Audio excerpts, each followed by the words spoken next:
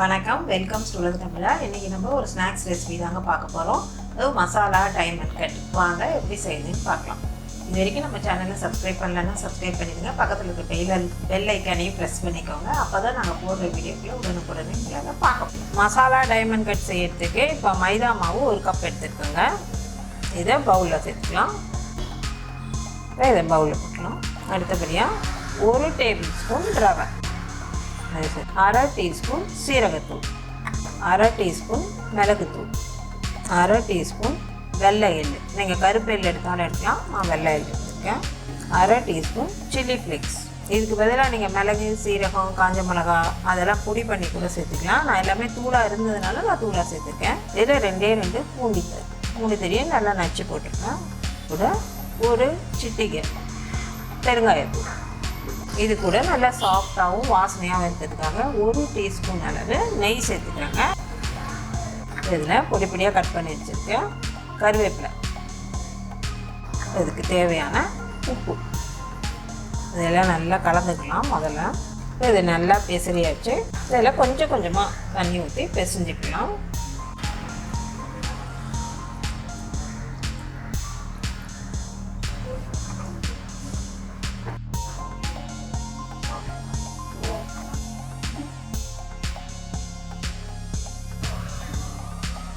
இப்போ நல்லா பிசைஞ்சாச்சு. இது அப்படியே ஒரு 15லேருந்து 20 நிமிஷம் வரைக்கும் ஊறட்டும். ஏன்னா ரவை சேர்த்துக்கிறதுனால கொஞ்சம் ஊறினா நல்லா சாஃப்டாக இருக்கும்.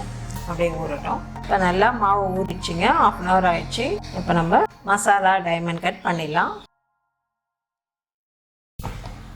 இப்போ நல்லா பிசைஞ்சாச்சு. இதுலேருந்து இது அப்படியே பெரிய உருண்டையாக தரட்டினாலும் தரட்டலாம். இதுலேருந்து கொஞ்சமாக மாவு தொட்டுட்டு கையில் சின்ன சின்ன உருண்டைகளாக எடுத்து தரட்டிக்கலாம். அதுதான் நமக்கு ஈஸியாக இருக்கும் கட் பண்ணுறதுக்கு, எண்ணெயில் போட்டு பொரிக்கிறதுக்கும். பெருசாக தட்டும்போது அந்த அளவு மெல்லிசாவும் தரட்ட முடியாது. இப்போ இதை நான் 4 உருண்டைங்களாக போட்டிருக்கேன். இதில் மாவு கொஞ்சம் தூற்றி விட்டுக்கலாம். கையால் ஒரு முறை அழுத்தி விட்டுட்டு அப்புறமா சப்பாத்தி கட்டை வச்சு தேய்ச்சிக்கலாம்.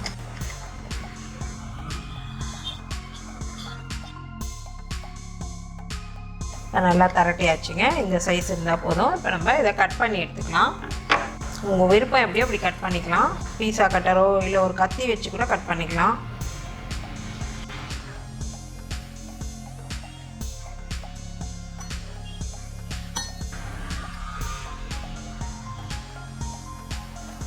இப்போ இது ஸ்கொயராக வேணுன்னா கூட ஸ்கொயராக போட்டுக்கலாம்.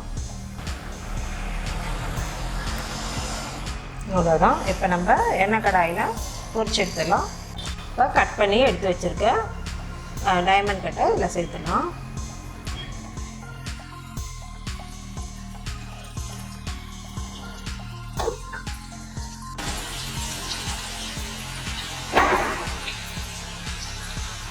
நீங்கள் கோதுமை மாவில் கூட செய்யலாம், மைதா மாவு இல்லாமல். ஆனால் கோதுமை மாவில் செய்யும்போது கொஞ்சம் ரஃப்பாக இருக்கும். அதனால் கொஞ்சம் சோடா உப்பு கொஞ்சம் சேர்த்து செஞ்சுடுங்க. அப்போ கொஞ்சம் சாஃப்ட்னஸ் கிடைக்கும். இல்லாட்டா ரொம்ப கொஞ்சம் ரஃப்பாக இருக்க மாதிரி இருக்கும். இதில் நம்ம சோடா உப்புலாம் எதுவுமே போடல, அப்படியே தான் செஞ்சுருக்கோம்.